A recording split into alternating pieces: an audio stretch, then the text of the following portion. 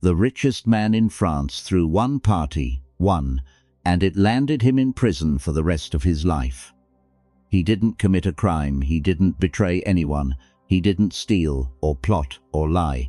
He did something that, on the surface, looks completely innocent. He threw the most beautiful party anyone in France had ever seen, and he threw it to honor the one person he most wanted to impress. And within 3 weeks, that person had him arrested, stripped of everything, and locked in a cell where he would die, alone 19 years later. His name was Nicolas Fouquet, and the mistake he made that night is the exact same mistake you are probably making right now, at your job, in your family, with the people above you. It's so common and so invisible that almost no one sees it until it has already cost them everything. Fouquet broke the first and most dangerous law of power, and he broke it while trying to do something good. This is Law 1, never outshine the master, and by the end of this, you're going to understand why the most talented people so often lose to people who are worse than them, and how to make sure it never happens to you. Here's the thing nobody warns you about being good at what you do. Your talent, your competence, your brilliance, the very things you were told would carry you up, can become the exact reasons you get quietly buried.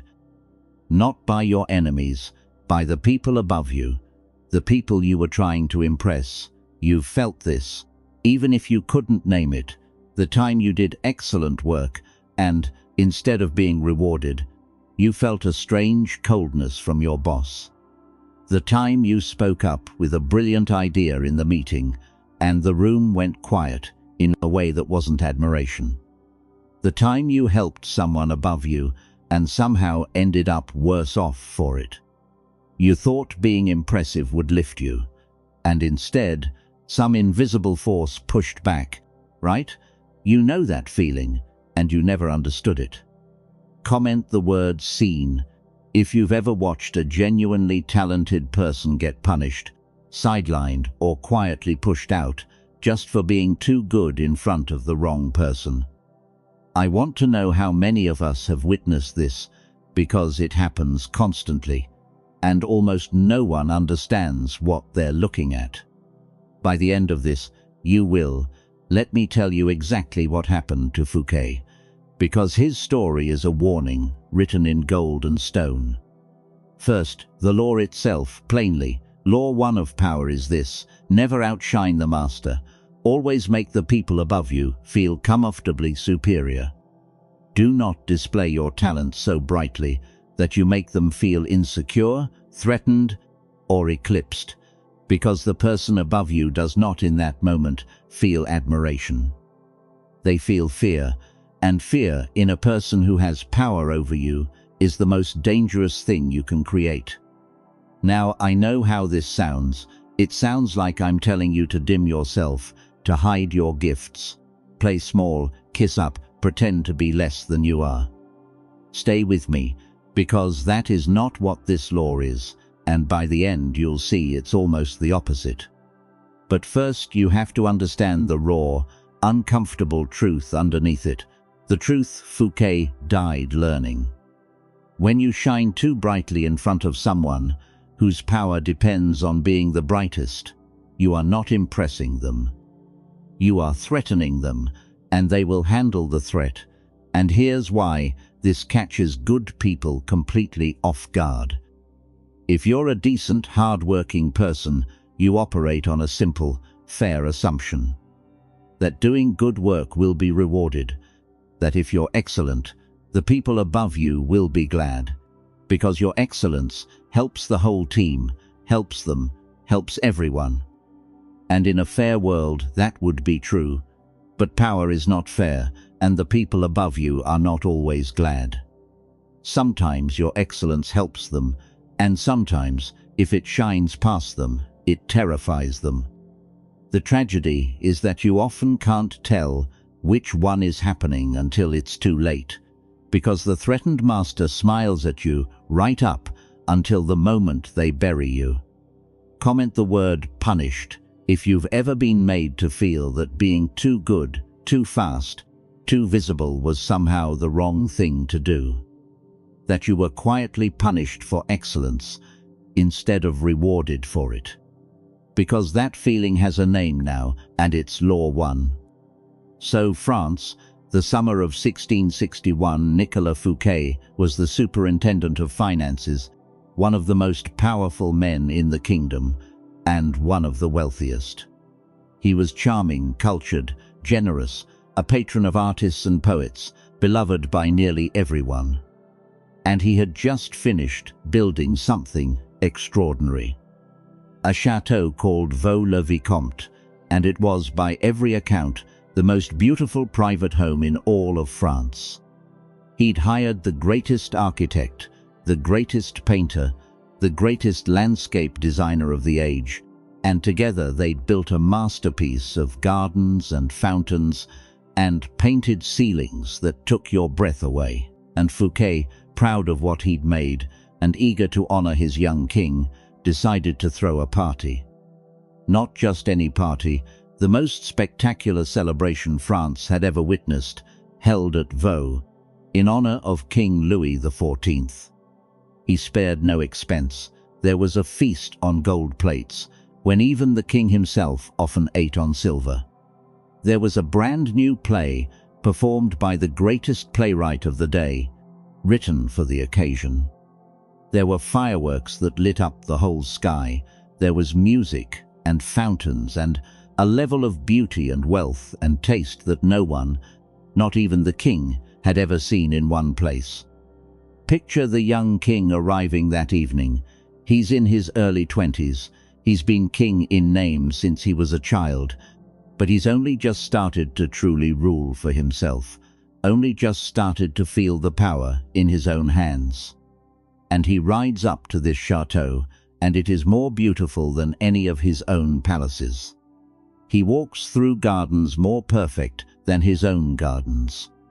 He's served on gold when he eats on silver.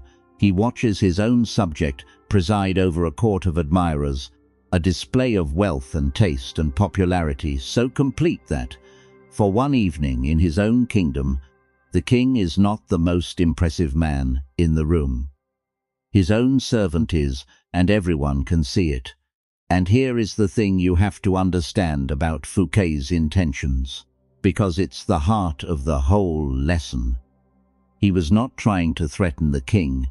He was trying to honor him, to delight him, to show his devotion by giving him the most magnificent evening of his life. Every fountain, every firework, every gold plate was meant as a gift, a tribute, a way of saying to his king, "Look what I have built for you to enjoy." His intentions were, as far as we can tell, completely good. And that is exactly what makes this story so terrifying. Because good intentions did not save him as the evening went on, and the king walked through the gardens more beautiful than his own, and sat in a home more magnificent than his own palaces, and watched his own subject command a wealth and taste and popularity that outshone the crown itself. Something cold and permanent settled into the young king's heart. Louis did not feel honored. He felt eclipsed. He looked at all that beauty, all that brilliance, all that adoration flowing toward Fouquet, and he understood with perfect clarity that a subject had just shown him up in front of the entire court. And a king cannot allow that. There is even a story that Louis was so overcome with jealous rage that night that his mother had to talk him out of arresting Fouquet on the spot, right there at his own party. Comment the word insecure if you've ever unknowingly made someone above you feel small just by being good at what you do, and watched them turn cold on you afterward. Because that cold turn is the exact thing Louis felt that night, and it's the thing you need to learn to see coming. 3 weeks later, it was over. The king had Fouquet arrested on charges that were largely invented by the captain of his musketeers. He was tried, stripped of everything he owned, and sentenced to prison. Louis personally intervened to make the sentence harsher. Banishment turned into life imprisonment. And Nicolas Fouquet, the richest, most charming, most talented man in France, spent the last 19 years of his life in a cold cell in a mountain fortress and died there, forgotten, all because he threw a beautiful party to honor his king. Now here is the part of the story that almost no one tells, and it turns the whole thing from a tragedy into a lesson you can never forget. After Fouquet was destroyed, King Louis did something that reveals exactly what this was really about. He went to Vaux-le-Vicomte, that magnificent chateau, and he took it. Not the building itself, but everything that had made it magnificent. He took Fouquet's architect. He took Fouquet's painter. He took Fouquet's master gardener, the three geniuses who had built the most beautiful home in France. And he set them to work building something for himself. Something bigger, something that would make Vaux look like a cottage. He set them to work building Versailles. Think about what that means. The king didn't just punish Fouquet for outshining him. He took the very brilliance that had outshone him, and he made it his own. He absorbed it. Fouquet's genius didn't disappear. It got transferred upward to the master and turned into the most famous palace in the history of the world, a monument to the glory of the one man who was allowed to shine in France. The Sun King, because that's what Louis called himself, the sun, the one source of light, around which everyone else was permitted only to orbit. And here's the cold lesson in it, the one that should change how you move through the world. Fouquet's talent was real, his work was genuinely magnificent, his intentions were genuinely good, and none of that protected him. In the world of power, it is not your talent, and it is not your intentions that decide your fate. It is how your talent makes the people above you feel. Fouquet made his master feel small, and so his master destroyed him and took everything he'd built. That is the law, written in the stone of Versailles itself. Comment the word used. If your work has ever made someone above you look good, and instead of lifting you, they simply absorbed the credit and left you behind. Because that is the Versailles move, and it happens in offices and families every single day. So let's understand why this happens, because once you see the psychology, you can see it coming a mile away. The person above you, the boss, the senior figure, the one with power over your position, has a hidden fear that runs underneath everything. Their status is not as secure as it looks. And when someone below them displays too much brilliance, too much talent, too much of whatever made that master valuable, in the first place, it triggers a quiet alarm. Not a conscious thought, a feeling. This person could replace me. This person makes me look ordinary. This person is getting the attention and admiration that should be flowing to me. And here's the trap. The more insecure the master, the more dangerous your talent becomes to you. A truly confident, secure leader can enjoy a brilliant subordinate, can even be lifted by them. But most people in power are not that secure. Most of them clawed their way up and are terrified of being pulled back down. And to that kind of master, your excellence isn't a gift. It's a threat, and they will find a way quietly to make sure the threat never rises above them. They'll pass you over, they'll take your ideas and present them as their own. They'll damn you with faint praise, they'll find a reason you're not quite ready. And you'll never quite be able to prove what happened, because on the surface, they were just making a normal decision. You've probably been on the receiving end of this and blamed yourself. Wondered why, despite doing everything right, you kept hitting a ceiling. Wondered why the promotion went to someone less capable. It may not have been your failure at all. It may have been your success, landing in front of someone who couldn't afford to let you rise. And realizing that isn't cynical, it's the beginning of finally being able to navigate it. And I want you to feel how backwards this is from everything you were promised, because the shock of it is half the reason it keeps working on good people. You were told the ceiling was about you. Not good enough yet, not experienced enough, not ready, so you worked harder, got better, tried to earn your way through it. And the whole time, the ceiling might not have been about your ability at all. It might have been about the fact that the person who controlled the door was quietly threatened by how good you already were, and every improvement you made only made the threat worse.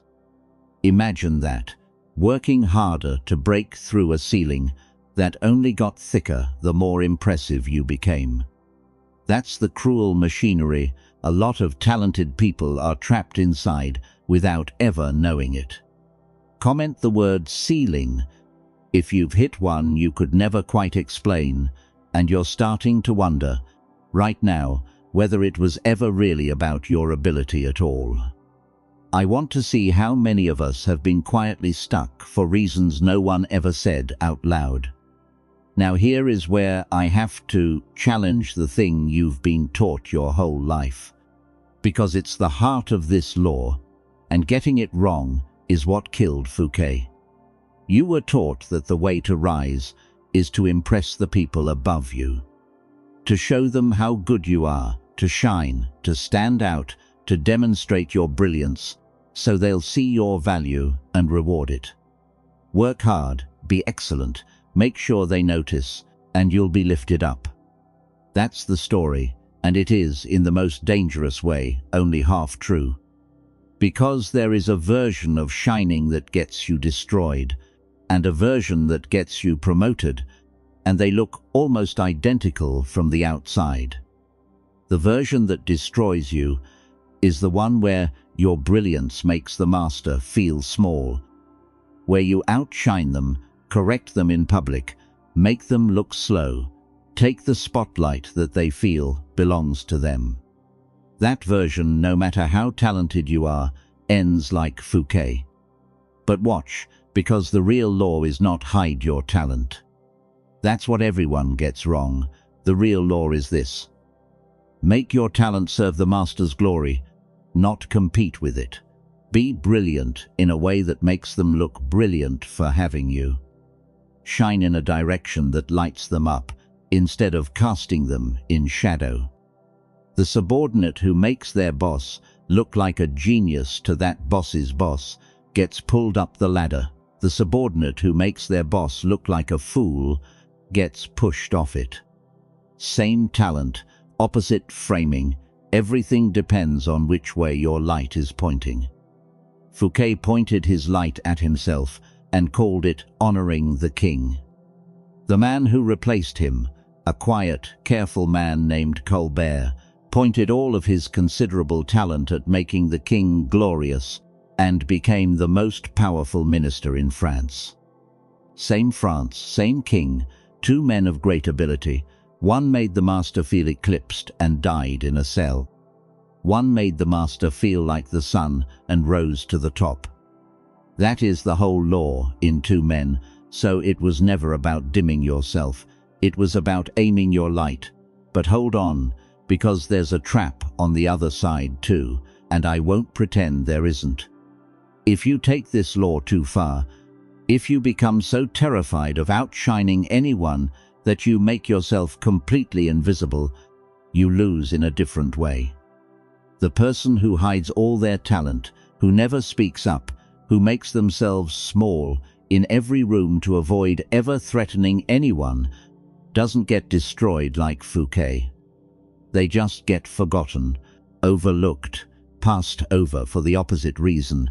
You can't be so busy not outshining that you become furniture. So the real skill, the mastery, is in the calibration. It's in reading which master is secure enough to be lifted by your talent and which one will be threatened by it. It's in knowing when to shine and when to let someone else have the light. It's in being visibly excellent at your actual work, while being careful never to make the specific person who controls your fate feel small in front of the people who control theirs. That's not fake, that's not dishonest, that's just understanding that talent alone has never been enough, and that the people who rise are the ones who pair their talent with an understanding of how power actually feels from the inside. And here's how you read the master in front of you, quickly. Watch how they respond the first few times you do something well. The secure master, the one you can shine near, lights up when you succeed, brags about you to others, pulls you closer because your win feels like their win. The insecure master does something subtler. They go a little quiet. They change the subject. They find the one flaw in the brilliant thing you did. They give you credit in private and take it in public. Those small tells are the master showing you, early, exactly how much light they can stand from you. Learn to read them in the first month, not the hard way, years later, when the ceiling has already come down. Where in your life do you most need to think about this? Comment it, even in a word. The boss, the senior colleague, the parent whose approval still controls things, the mentor who might be threatened by the student. Because naming where the master is the first step to aiming your light correctly. So let's make this practical. Something you can actually use this week. Here's the move. Think of the one person who currently holds power over your position, your career, your standing, and instead of asking, "How do I impress them with how good I am?" ask a completely different question. How do I make them look good to the people they're trying to impress? Because that is the question that pulls you up instead of getting you buried. Find a way this week to make the person above you shine in front of the person above them. Give them a win they can take credit for. Make them look like a genius for having you on their team. Let them present the idea. Let them get the glory in the room that matters to them. And I know, part of you is bristling. That feels unfair. You did the work. Why should they get the shine? Here's the answer. Because you're playing a longer game, the master who feels made brilliant by you doesn't bury you. They promote you, protect you, pull you up alongside them, because you've become the source of their glory, and they want to keep you close. You're not giving away your credit forever. You're buying safe passage up the ladder, one made brilliant master at a time, until one day you're high enough that you're nobody's threat, because you're near the top yourself. So here's your job this week.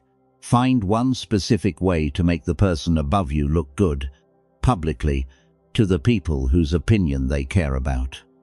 And watch how differently they start to treat you, not because you dimmed yourself, because you finally aimed your light in the direction that lifts you instead of the direction that buries you. And let's do a good one, because this law can start to feel dark, and it doesn't have to be. Comment about a time this actually worked out, a time you made a boss or a mentor or someone above you genuinely look good, and instead of losing, you got pulled up because of it. The manager who championed you after you made them shine. The mentor who opened doors because your success became their success. I want a comment section full of proof that this isn't just about survival. Done right, making the people above you shine is one of the fastest ways to rise, and a lot of you have already lived it. And now the deepest layer, the one that turns this from a survival tactic into a life strategy. The reason Fouquet was vulnerable at all is that his entire position depended on the favor of a master. Everything he had, the king could take, because the king was above him. As long as you live your whole life below a master whose approval you need, you will always be playing this delicate game, always managing someone else's insecurity, always one threatened superior away from ruin. So the real long game underneath the whole law is this. Use the law to survive and rise while you have to, but spend that whole time quietly building something of your own. Your own skills that no one can take, your own reputation, your own resources, your own base of power that does not depend on any single master's mood. Because the ultimate freedom is to reach a place where you don't need to outshine or undershine anyone, where your light is your own and no king can arrest you for it. Fouquet built a beautiful house on someone else's land, and the landlord took it all. Your job is to slowly, patiently buy your own land. And notice the difference between the two men one more time, because it's the whole strategy in miniature. Fouquet's power was entirely borrowed. It came from his position, which came from the king, which meant the king could erase it in an afternoon, and did. Colbert played the game more wisely, made the king shine, rose higher, but he was still, in the end, a servant of the crown, still living below a master. The person who truly wins Law 1 is the one who uses it as a ladder, not a home, who manages the masters skillfully on the way up, while building, quietly, the kind of independent strength that means one day they won't have to manage anyone at all. That's the goal, not to be the best-behaved servant, to use the years of service to become free. That's the move most people miss. They think Law 1 is about forever managing the powerful. It's not.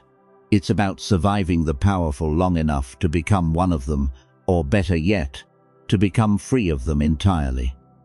So Fouquet, let me finish it. He died in that mountain cell in 1680, 19 years after his beautiful party, having spent nearly 2 decades paying for a single evening of shining too bright. And just a few miles away, the Palace of Versailles rose into the sky, built by his architects, painted by his painter, landscaped by his gardener, a monument to the one man in France who was allowed to be the sun. Every visitor who has ever walked through Versailles has walked, without knowing it, through the stolen brilliance of the man who forgot Law 1. And here's what I want you to take from it, more than any tactic.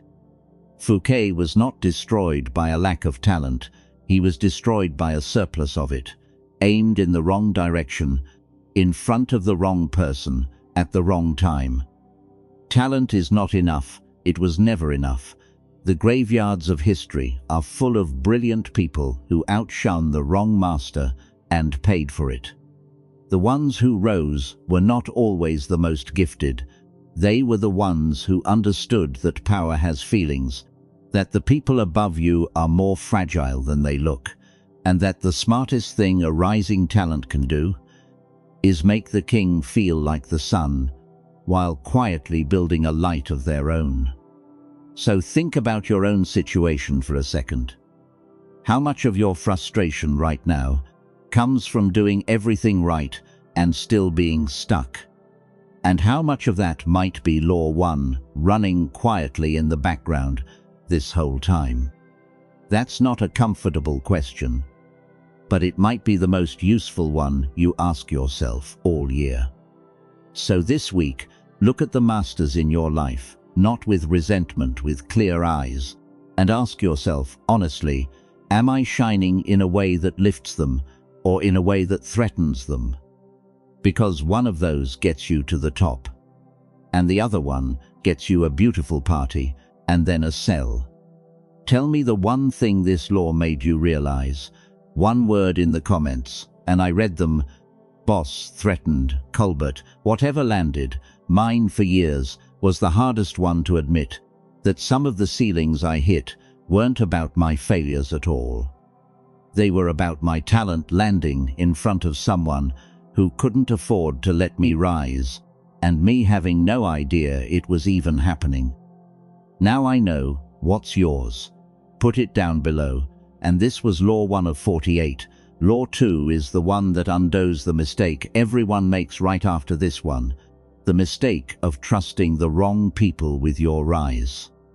It's on the screen now. I'll see you there.